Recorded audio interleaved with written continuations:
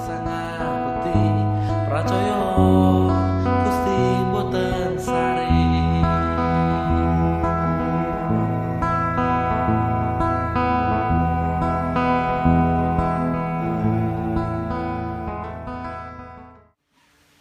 Halo teman-teman, kita ketemu lagi masih dengan saya Yuda. Saya Iwan. Kali ini kita punya tamu spesial lagi, guys star meneh, gondrong. Ini teman kita, sahabat kita, wah seorang pemain musik, reok, anu, kelontengan ya. Ini pemain drum yang kita tahu sudah banyak makan asam garam di dunia permusikan gereja. Karena pas aku SMA pun Mas Erik sudah main, aku tuh wah ini keren ini orang gitu. Sekarang kita ngumpul terus malah. Kita mau ngobrol Mas Erik tentang apa namanya musik ibadah, musik gereja. Kalau aku kan pengalamanku dulu sebelum masuk di musik, terlibat di musik pelayanan itu aku takut karena itu buat aku itu susah karena urusannya sama Tuhan kan gitu. Kalau main musik biasa mungkin aku bisa seenak, ya bukan enak ya, maksudnya nggak ada tanggungan gitu loh. Tapi kalau kita bicara musik ibadah bukan berarti tanggungan ya, tapi kita kan artinya konsekuensinya ini kita bicara bahwa diri kita sedang berhadapan dengan Tuhan gitu. Nah, menurut Mas Eri gimana kalau musik ibadah itu gimana? Ya, ini bukan dari akunya dulu sih. Sebenarnya pasti selalu ada banyak sisi, ada banyak konsep atau dasar pemikiran tentang musik gereja, dan pasti tiap orang mengalami hal-hal yang macam-macam kayak beda-beda ya. Udah ngomong bahwa wah itu bebannya lebih berat, maksudnya konsekuensinya kita dituntut karena kita nggak cuma sekedar menyajikan musiknya, ya kan, tapi dari personalitinya kita sendiri, kita juga dilihat orang misalnya kan. Ya sebenarnya sih kalau dari saya pribadi sesederhana ini. Jadi sekalipun kita memberikan, kita melayani, memberi diri buat Tuhan, ya kerjakanlah sebagai dirimu sendiri, ya seperti itu. Jadi kadang kan ada orang yang menilai bahwa wah nantilah aku melayani kalau hidupku sudah beres misalnya, atau nantilah melayani kalau skillku udah hebat, ya, misalnya ada yang berpikir seperti itu. Jadi aku pikir ya kalau memang kita motivasi kita mau melayani, ya nggak harus nunggu besok-besok, nggak nunggu harus kondisi seperti apa, ya kita mengerjakan dari apa yang kita bisa kerjakan dan mau kerjakan, komitmen, dan itu bicara tentang progres hidup juga kan. Jadi artinya kalau kita nunggu hidup kita baik atau beres dan segala macam, dan kalau Tuhan membutuhkan itu, udah nggak usah manusia aja yang melayani, malaikat semua aja. Kayaknya nggak beres-beres kita. Iya, itu proses hidup gitu loh. Jadi kalau kita bicara tentang musik pelayanan, ya itu harusnya jadi bicara tentang musik tentang hidup kita juga. Nah, bicara skill Mas ya. Nah, Karena ada yang mikir kan gitu, ada mempertentangkan dua hal gitu kan. Ya. Kita nggak harus punya skill yang baik atau punya skill yang luar biasa, yang penting hati kita. Tapi ada juga yang ngomong skill juga penting gitu. Karena kalau kita punya hati tapi nggak punya skill, semuanya serba mengalir kan nggak bisa juga gitu. Kalau menurut Mas gimana? Ini pentingnya peranan skill ini dalam musik. kalau dalam konteks skill di pelayanan, gini, skill itu penting tapi bukan yang utama, tapi penting. Saya dulu pernah dapat koordinator musik saya waktu zaman saya remaja itu. Tahun piro? Abad berapa? Wah, ya? itu abad 19 sebelum Masehi. Kan saya udah reinkarnasi. Jadi dia pernah sampaikan ada satu orang dari kalau nggak salah orang Amerika, dia basis juga. Nah, koordinatorku tuh juga basis dia. Dia cerita orang Amerika ini ngomong tentang pelayanan seperti ini. Loh, skill itu penting karena seperti ini. Ketika kita menjadi seseorang yang skillful, dalam tanda kutip, kalau skillful mungkin apa ya di bahasa Indonesia kan bisa dibilang ahli. Yang ahli nggak harus ini ya, maksudnya harus tingkat dewasa. Iya. Menguasai. Itu pentingnya seperti ini.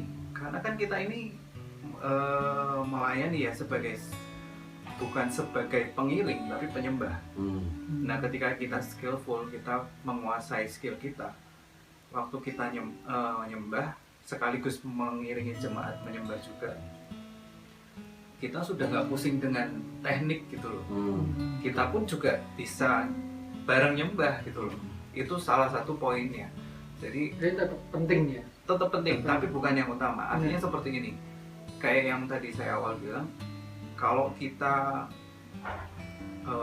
menganggap bahwa itu yang utama, nanti kita nggak akan berangkat. Kita akan selalu nantilah kalau skillnya. Iya, betul. Nunggu skill kuperan sih. Tapi itu bicara tentang satu progresivitas di mana kita ketika kita komit untuk melayani pun, sekalipun itu dalam konteks yang rohani, kadang-kadang orang betul kayak tadi ada suara-suara yang sering malah kalau buat gereja lah nggak usah yang jago-jago, seolah-olah seperti itu, seolah-olah itu kayak rendah hati, tapi sebenarnya enggak gitu. Jadi malah itu kayak pembenaran diri.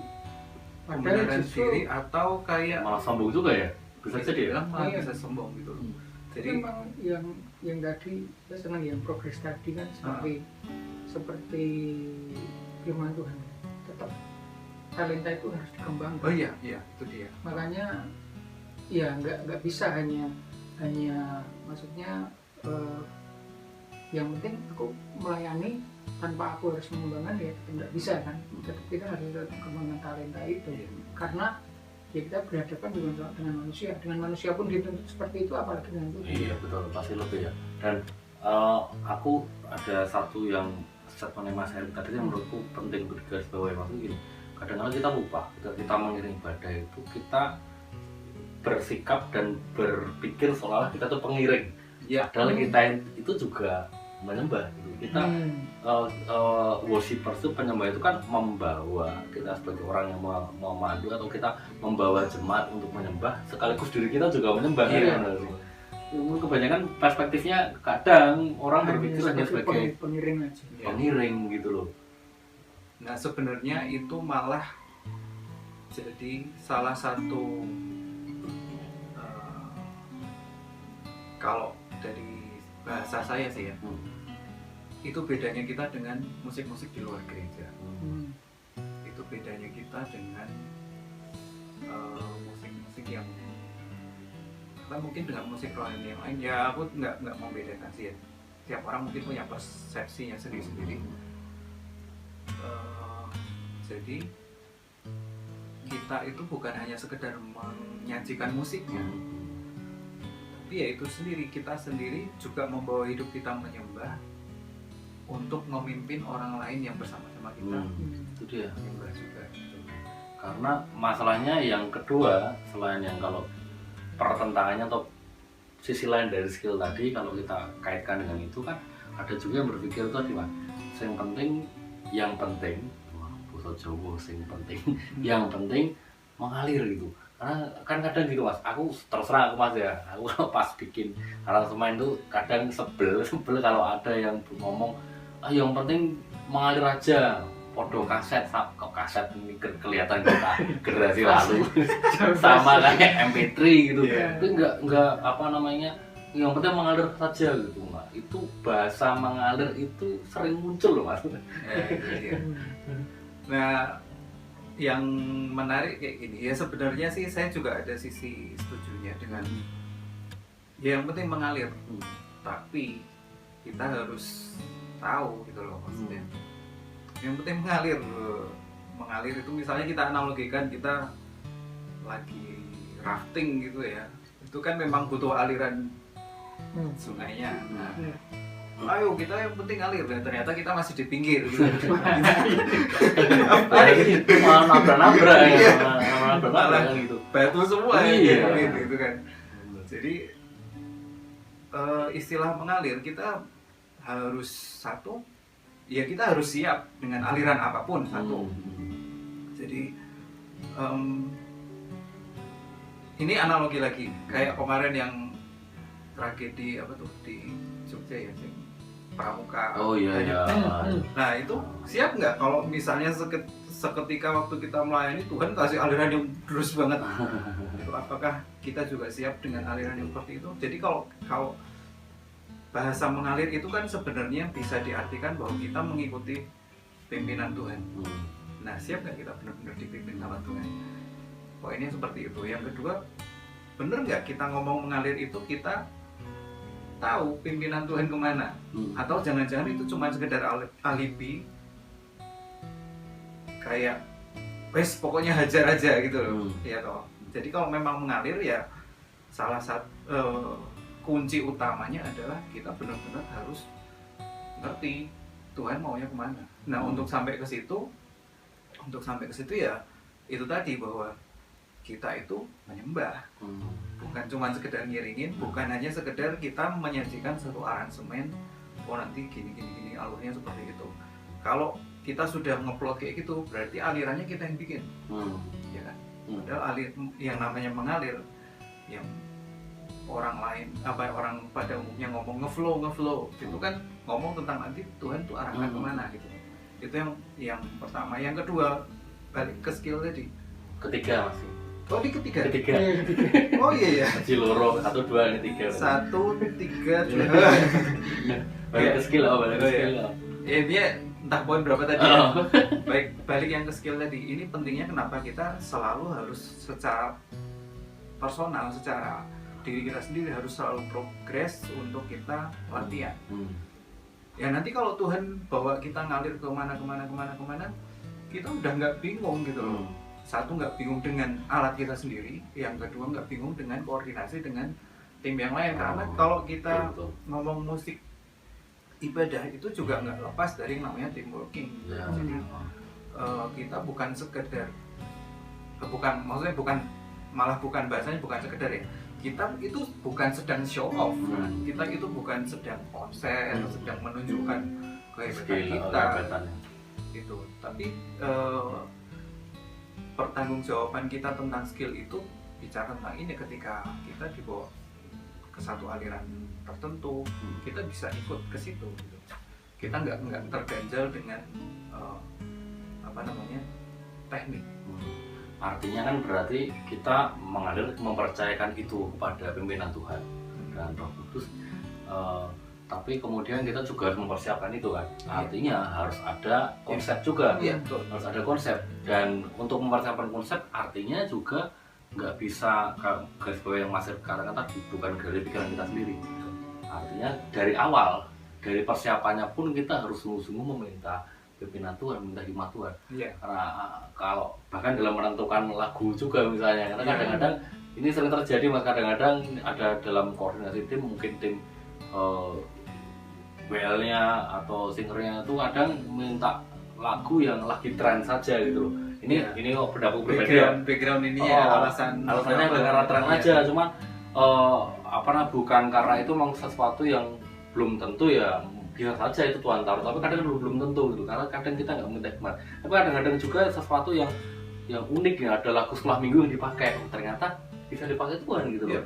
Artinya tetap harus ada persiapan dan konsep, jangan sampai kita itu membuat satu ibadah karena keinginan kita, bukan dari keinginan Tuhan yang Mas sampaikan tadi. Aku setuju banget tentang yang namanya persiapan, yaitu entah itu persiapan secara korporat maupun secara pribadi ya, tentang balik ke kayak tadi skill dan segala macam, dan hubungannya dengan mengalir itu tadi ya.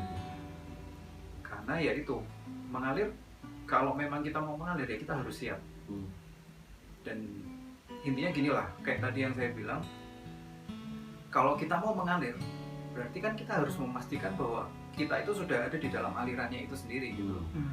Kalau kita nggak siap kan ya cuman asal hajar gitu tadi, kita ternyata belum nyebur ke kalinya, kita udah ngalir aja gitu. Ini ngalir model apa gitu kan. Gelundung. Malah bonyok semua gitu, kena batu dan segala macam. Jadi bicara tentang mengalir itu nggak lepas dari yang namanya persiapan. Nah memang, tapi ini bedanya. Saya juga pernah dapat dapat satu kesaksian dulu kebetulan pas saya ikut kelas vokal itu ada satu Kelas vokal ini namanya ahli profesi. iya. Vokal pakai drum Mas ya, nggak pakai mic ya. Betul, vokal tapi tetap keluarnya kayak Suara drum ya. Dung. Gini, ada satu ini orang senior di Salatiga. Aku nggak bisa tak sebutkan aja. Dari satu bukan di jemaat saya malah gitu. Dan dia sampaikan dia pernah waktu dia memimpin ibadah, dia udah siapkan semua konsepnya di awal. Dia siapkan daftar lagu, udah latihan, udah matang gitu. Pas dia mimpin, pas ibadahnya,